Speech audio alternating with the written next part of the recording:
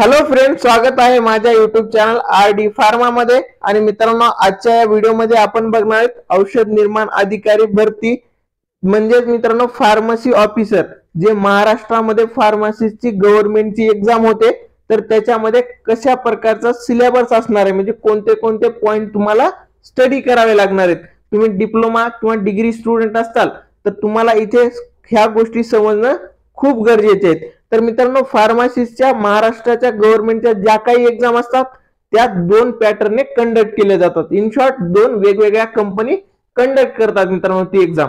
त्याच्यामध्ये एक आहे टीसीएस आणि दुसरी आहे मित्रांनो आयबीपीएस। तर मित्रांनो, या ज्या दोन कंपन्या आहेत यांचा एक स्वतःचा सिलेबस काढलेला आहे।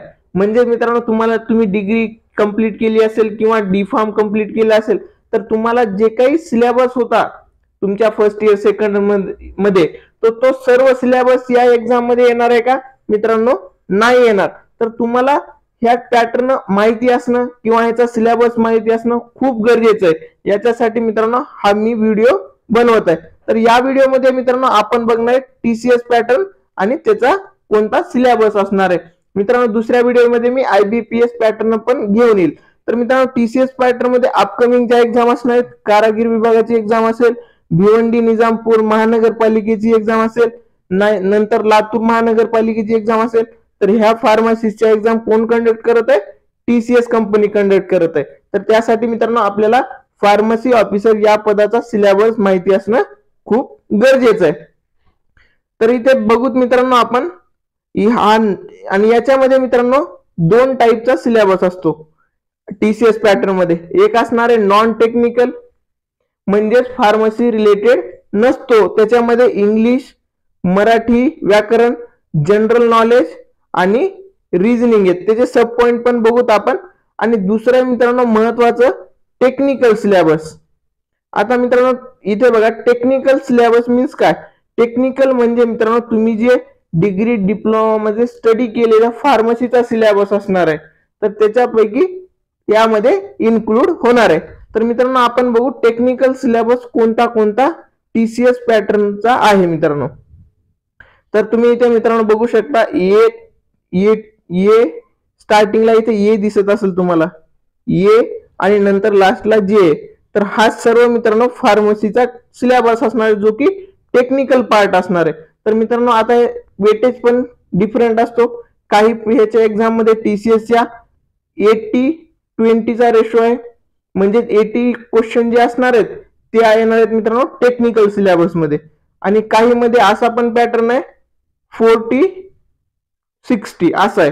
तर मित्रांनो याच्यामध्ये आपण टेक्निकलचा बघू कोणते कोणते फार्मसीचे पॉइंट याच्यामध्ये इन्क्लूड होतात मित्रांनो। तर ए मध्ये बघा इथे मित्रांनो general pharmacology, one type of drug, general classification of drug, drug dosage form and bioavailability, नंतर indication, contraindication, adverse drug reaction, role of antibiotics, clinical pharmacology, neuropharmacology, psychopharmacology, cardiovascular pharmacology, pharmacy epidemiology आणि dental pharmacology. तर मित्रांनो pharmacology आपला जो डिप्लोमाचा main subject आहे, तर त्याच्यामधले हे पॉइंट इन्क्लूड होतात मित्रांनो। एवढे सर्व हे तुम्हाला लक्षात घेऊन स्टडी करायचे। नंतर मित्रांनो सेकंड आपला जो फार्मसी मधलाच पॉइंट आहे टेक्निकलचा, इंडियन फार्माकोपिया आणि ब्रिटिश फार्माकोपिया। तर मित्रांनो याच्यामध्ये असे क्वेश्चन असतात की फर्स्ट इंडियन फार्माकोपिया कधी आला, सेकंड कधी आला, त्याचे व्हॉल्यूम किती आहेत, असे क्वेश्चन याच्यामध्ये मोनोग्राफ्स वगैरे तुम्हाला डिटेल मध्ये स्टडी करावे लागेल मित्रांनो। त्याच्यानंतर मित्रांनो pharmacy act 1948, drug and cosmetic act 1914 amendment, म्हणजे मित्रांनो फार्मास्युटिकल ज्युरिस्प्रुडन्स हा डिप्लोमाचा जो सब्जेक्ट आहे, तर त्यानुसार तुम्हाला कोणता शेड्यूल कोणता ड्रग त्याच्यामध्ये इन्क्लूड होतो, शेड्यूल जे कशासाठी आहे, शेड्यूल एम कशासाठी आहे, शेड्यूल पी असेल, हे सर्व शेड्यूलवर एमसीक्यू टाइप मध्ये क्वेश्चन विचारण्यात येतात मित्रांनो। नंतरचा पॉइंट आहे मित्रांनो फूड अँड ड्रग ऍडमिनिस्ट्रेशन, तर याच्यावर पण क्वेश्चन विचारतात। हे टीसीएस पॅटर्नचा सिलेबस आहे मित्रांनो, हे तुम्हाला व्यवस्थित स्टडी करावे लागेल। नंतरचा बघा मित्रांनो drug storage, logistic and inventory management, तर मित्रांनो हे ड्रग स्टोरेजवर, होलसेलचा एरिया किती, ड्रग फार्मसीचा रिटेलचा किती एरिया असणार आहे, त्याच्यावर क्वेश्चन इथे विचारले जाऊ शकतात. नंतर मित्रांनो इन्व्हेंटरी मॅनेजमेंटच्या मेथड असतील त्यावर क्वेश्चन येतात. नंतर आहे मित्रांनो role of hospital pharmacist. Hospital फार्मासिस्टचा रोल काय असणार आहे हे पण याच्यामध्ये इन्क्लूड होतो. नंतर कम्युनिटी फार्मसी. नंतरचा पॉइंट आहे मित्रांनो गुड्स मॅन्युफॅक्चरिंग प्रॅक्टिस म्हणजेच GMP. नंतर आहे मित्रांनो disinfectant and their concentration used in pharmaceutical and hospitals. नंतर आहे मित्रांनो EDL and essential drug list, ECL list, standard list of drug consumable required to run hospital. तर मित्रांनो हे TCS पॅटर्नचा फार्मसीचा सिलेबस होता. तर मित्रांनो इथे बघा फार्माकॉग्नसीचा काही पार्ट तुम्हाला दिसत आहे का, इथे नाही दिसत आहे. फार्मास्युटिक्सचा पण पार्ट नाहीये, फक्त एक डोसेज फॉर्मचा पॉइंट दिलेला आहे. तर तुम्हाला सर्व फार्मास्युटिक स्टडी करायची गरज आहे का, इथे नाहीये मित्रांनो.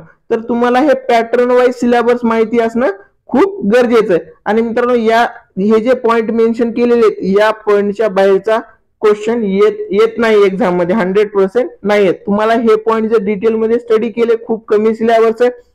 आणि मित्रांनो हे पॉइंट स्टडी करण्यासाठी तुम्हाला बुक कोणते रेफर करायचे, तर मित्रांनो ऍज पर PCI चे जे बुक आहेत तर ते तुम्ही व्यवस्थित रीड करा, त्याच्या बाहेरचा क्वेश्चन येतच नाही मित्रांनो. इथे बघा, आणि तुमची डिग्री झालेली असेल तर मित्रांनो तुम्हाला डिग्री लेवलचा सिलेबस करायचा नाहीये. खूप तो रेफरन्स बुक वगैरे यूज करतात डिग्रीमध्ये, B.Pharm मध्ये. पण इथे मित्रांनो तुम्हाला फक्त डिप्लोमा लेवलचा सिलेबस कव्हर करायचा आहे.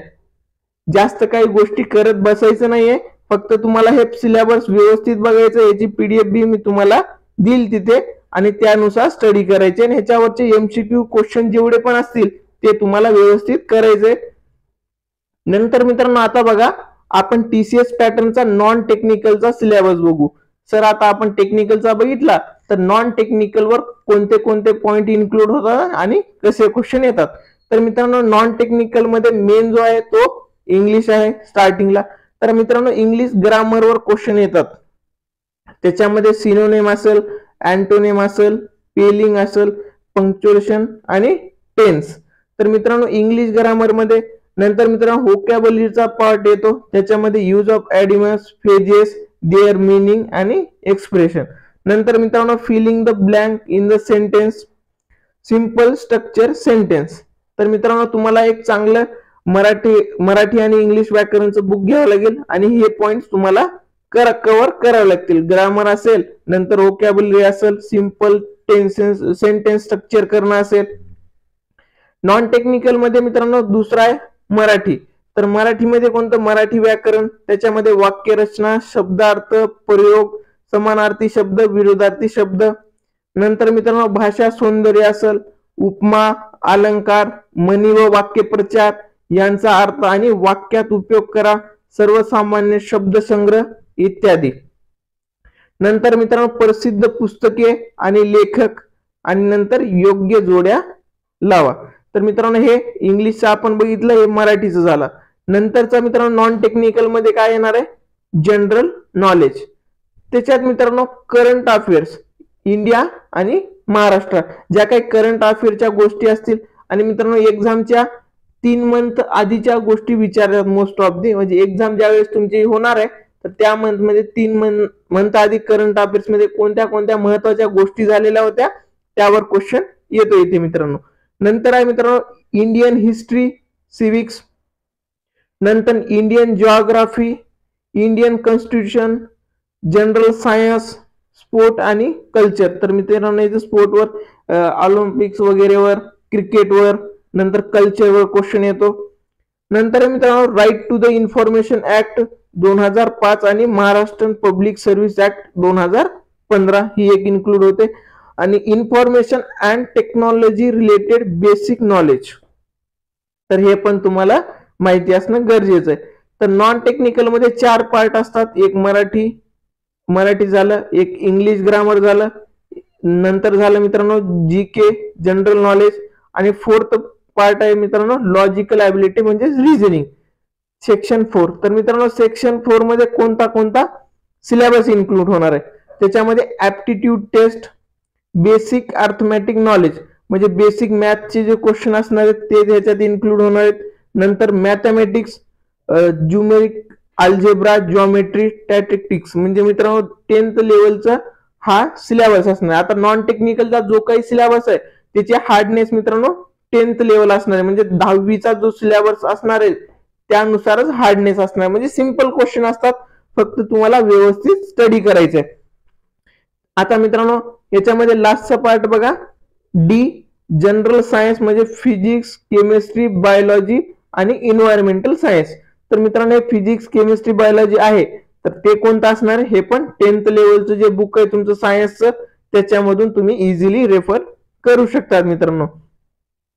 तर मित्रांनो आपण या व्हिडिओमध्ये बघितलं टीसीएस पॅटर्नचा जो काही सिलेबस असतो महाराष्ट्रामध्ये ज्या काही फार्मसिस्टच्या एक्झाम होतात टीसीएस पॅटर्न थ्रू, तर त्या एक्झाम मध्ये मित्रांनो हा आपण डिस्कस केलेला सिलेबस येतो. तर मित्रांनो हा व्हिडिओ जे डी फार्म फायनल इयरला असतील किंवा बी फार्म फायनल इयरला असतील किंवा फर्स्ट टाइम एक्झाम वगैरे देत असतील तर त्या सर्व मित्रांसाठी खूप खूप हेल्पफुल असणार आहे. त्यासाठी मित्रांनो तुम्ही काय करा, हा व्हिडिओ सर्व आपल्या फ्रेंड सोबत शेअर करा. तुम्हाला व्हिडिओ हा आवडला असेल तर लाईक करा आणि मित्रांनो तुम्हाला काही याच्यामध्ये डाऊट्स असतील तर मला नक्की कमेंट करून सांगा, मी रिप्लाय करण्याचा प्रयत्न करेल. तसंच मित्रांनो ज्या काही फार्मसी एक्झाम रिलेटेड अपडेट असतात त्या मी टेलिग्राम चॅनलवर देत असतो आणि टेलिग्रामची लिंक डिस्क्रिप्शन मध्ये दिली आहे, ते पण तुम्ही जॉईन करू शकता. थँक्यू.